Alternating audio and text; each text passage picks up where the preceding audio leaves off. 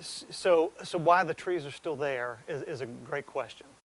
Worthy of a whole paper, in fact. Andy Reese is a biogeographer studying an old forest that got trapped under the ocean floor off the coast of Alabama. And underneath that is still terrestrial sediment. So we're able to core down through the old 60, 70,000 year terrestrial sediment and pull up those sediment cores. The sediment cores look like dirt because they are.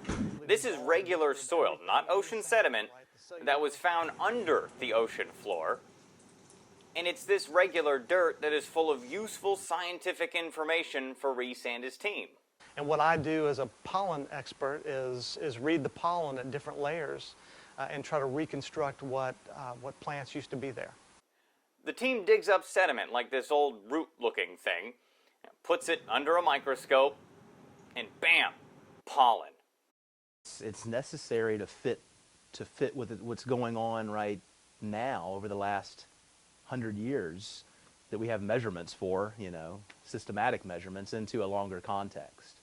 So once we know kind of the percentages of pollen, we extrapolate out and say, well, we have these certain percentages of trees there.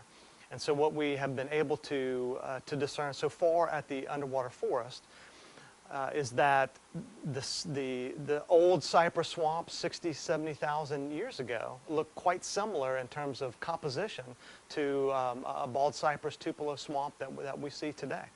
And because certain trees grow in a certain climate, researchers can use this pollen to pull out climate data and then put it into context. In order to contextualize things that we see going on now, whether it be floods, temperatures, it really helps to have that. Reese and his team recently got a new grant to continue to study the underwater forest. The goal this next time is to go deeper, see how far back in time the forest existed and how it may have changed over time.